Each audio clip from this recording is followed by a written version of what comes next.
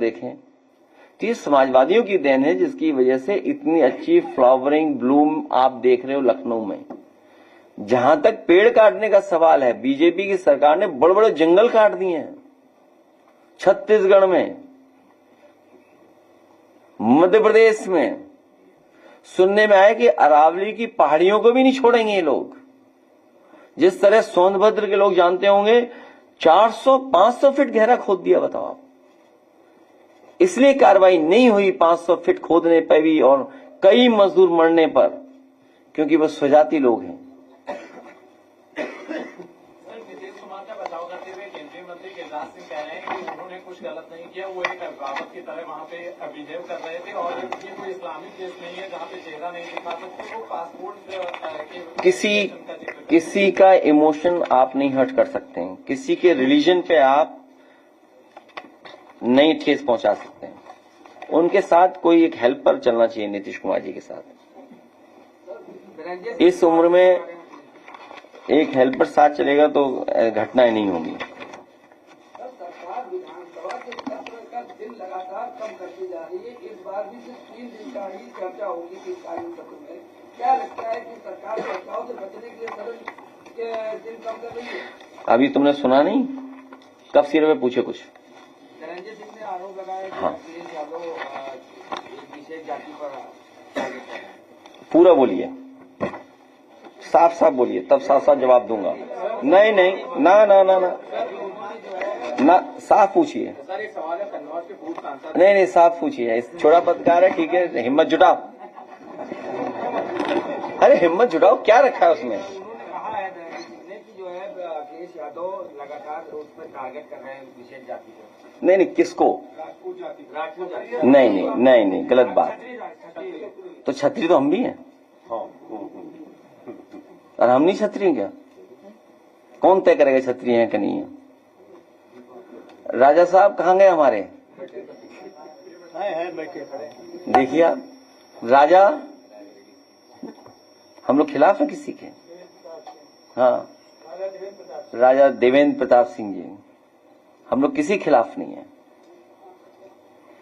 Sir Kannauj के पूर्व सांसद सुब्रत हम लोग किसी खिलाफ नहीं, और सबसे ज्यादा मंत्री हम लोगों ने बनाए हो, कोई सफाई देनी नहीं है।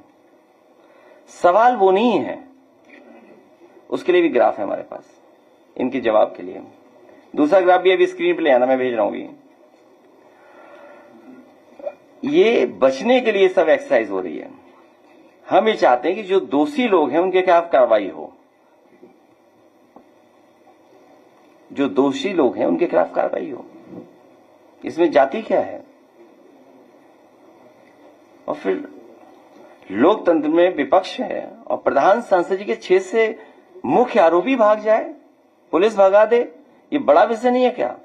तो इसका मतलब यह है कि जो डबल इंजन की सरकार है, एक इंजन पकड़वाना चाहता है, एक इंजन छुड़वाना चाहता है।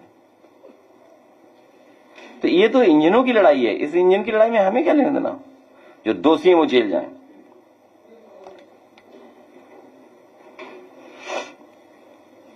क्यों डरते हो तुम लोग?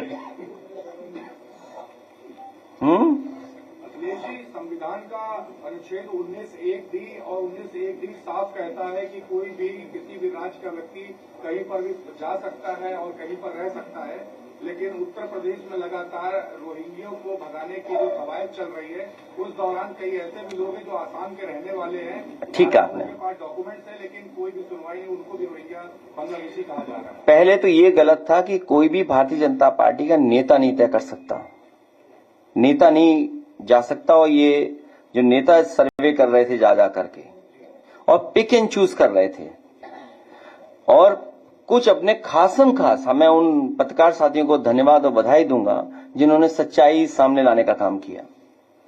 उन्हें रोहिंग्या बता दिया ये वहां के हैं, और सच्चाई हो कि आसाम के थे, वो आसाम के थे। और यहां तक कि किस प्लॉट पर कौन रहता था, किराया कौन वसूल रहा था, उसमें बीजेपी के लोग थे, किराया वसूल रहे थे। उनको रोका करके बीजेपी के लोग किराया वसूल रहे थे। सोचिए आप, पिक एंड चूज किया उसमें भी न्यूज बनाने के लिए। ये सच्चाई हमारे पत्रकार साथी भी जानते होंगे कि उसमें सबसे ज्यादा आसाम के लोगों को रुकाने के लिए जो जगह उपलब्ध कराई थी वो बीजेपी के लोग थे और बीजेपी उनसे किराया ले रहे थे। सोचिए आप। सर अभी ढूंढ नहीं पाए हैं बांग्लादेश।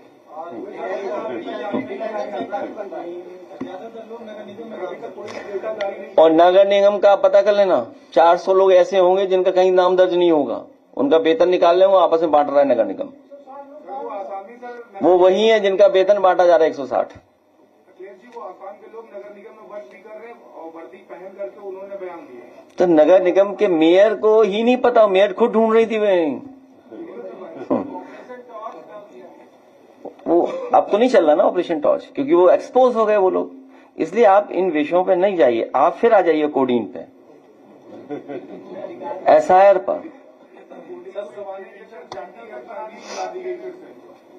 अब आप पे कोई सवाल नहीं है, इसलिए हमें ग्राफ दिखा दो जरा। हाँ देखिए, देखिए ग्राफ देखो, बताइए आप कोई गलत हो बताइए, इसमें कोई खबर गलत हो बताइए।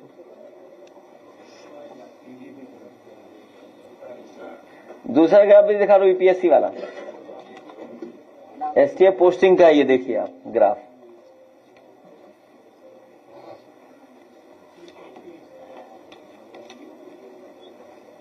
अब इसका जवाब पूछो, सरकार क्या बताएगी। कहा इधर उधर सवाल पूछते हो आप लोग।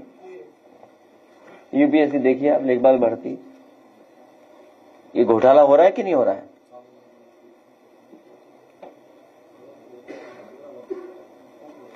आप लोग भी मदद करो हमारी।